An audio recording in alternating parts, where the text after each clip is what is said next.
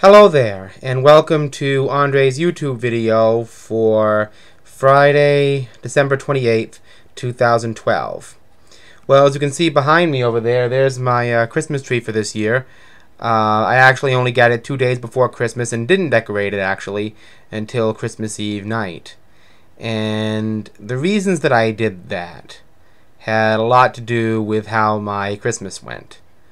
Well, I'm sure it went well for a lot of people around me and my friends and family, but between a synergistic combination between the Sandy Hook shootings and a lot of people's attitude about Christmas commercialism, there was just very little articulation that I could even get into the spirit, and I wasn't able to. So unfortunately, my Christmas this year was not only not as good as I could have expected, but it really, for me, wasn't a very good one at all. I didn't feel that anything I could give was quite good enough. But enough about me complaining. I'm not wearing glasses in this video because I'm recording it at night, and obviously I don't want to have any glare in my glasses to look foolish. Mother cut my hair over the holiday weekend.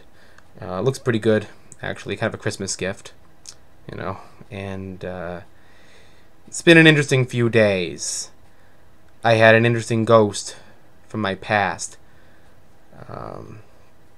return, and actually I had to face a lot of things that were very hard to face a couple of days after Christmas, and it's something I can't really talk about because I respect privacy, but it does need to be stated that it did happen, and I'm glad that it happened, and I hope that I can look to the future now.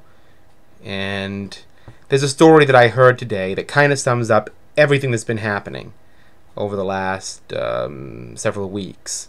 It was a story in a paper, and I'm going to illustrate it as well as possible, about this woman who had a pet rock. Now, it wasn't just any old pet rock. It wasn't like one of these little tiny rocks that, you know, you would have. It was a 50-pound rock. Would have had to have been at least 6 feet by 6 feet wide, depending on the density of the rock. I don't know much about that, but the point is that she was with this rock for a very, very, very long time, and obviously she was quite lonely. And after a while, she fell in love with this pet rock, and she actually found a pastor who was able to marry her and this rock.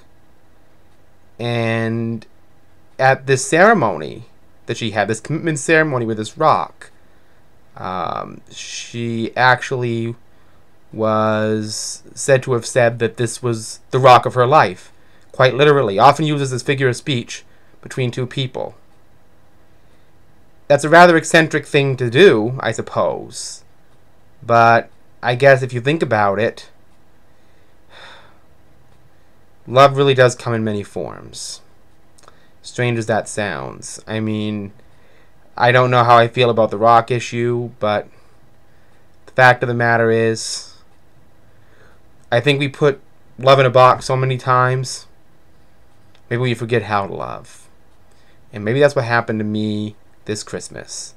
I just was convinced that people had forgotten how to love the way I personally understood it.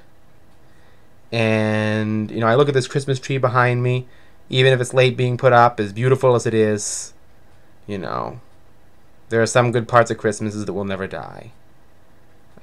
So I hope in years to come not to allow myself to get dispirited at Christmas again and find my own rock in my life, as it were. Not a real 50-pound one, obviously, like the woman in this story, but a rock of my own. And from what's happened in the last couple of days, I think I actually have one. I really do. So I don't think this is going to happen again. So again, you're going to see me next time, just before New Year's. I'm keeping this Christmas tree up for a while. So, you know, Happy New Year to come. And a late Merry Christmas to anybody that didn't get my last Christmas wish in my previous blog. Talk to you next time.